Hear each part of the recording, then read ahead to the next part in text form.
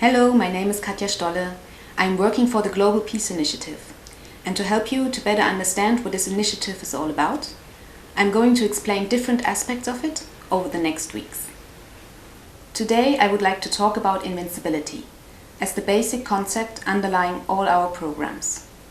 Usually, the word invincibility makes most of us think of superpowers, of heroes that cannot be defeated, but they themselves can defeat everyone. On a national level, one might even think of an army that conquers other countries. We often feel a bit uncomfortable with the term, as it always seems to have this negative connotation to it. And we ask ourselves, what is it what Maharishi really meant when talking about invincibility? After all, it was one of his favorite words. He wants us to build towers of invincibility, and every city should have their invincibility center. The most common example to explain the concept of invincibility is the Meissner effect, but it is a bit technical. So today I will try it with the example of the element of water, H2O.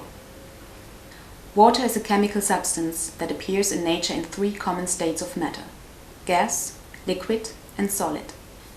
If there is a great distance between its molecules and they are not structured orderly, water is in the form of gas, water vapor, or steam. Like clouds, for example. They can take on many different shapes and can be influenced easily. It is no problem to penetrate them, and even the slightest gust of wind can blow them anywhere. The liquid phase is the form that is generally denoted by the word water. The intermolecular forces are important, but the molecules can still move around and the structure is mobile. This means that the shape of a liquid is also not definite. It is determined by its container and can be changed with a certain effort. It creates waves if there is a wind that is strong enough, or for example if the earth below the ocean is shaking. In its solid phase, the molecules are closely packed together. The forces between them are strong, so that they cannot move freely. It is known as ice that has a stable, definite shape. Like icebergs, for example. Their shape can only be changed by extreme force. If there were no climate change, icebergs could exist for thousands of years, without nearly anything being able to destroy them from the outside or from the inside. This is the state of invincibility.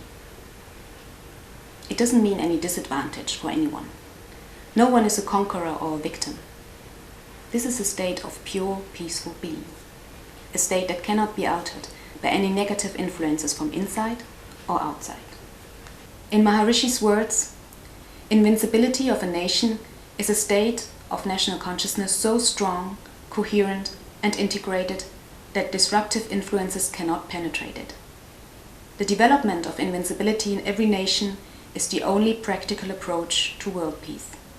The result will be an atmosphere of all positivity, no negativity, no conflicts, no confusion, not so much sickness, and no failures of intentions or failures of efforts. No.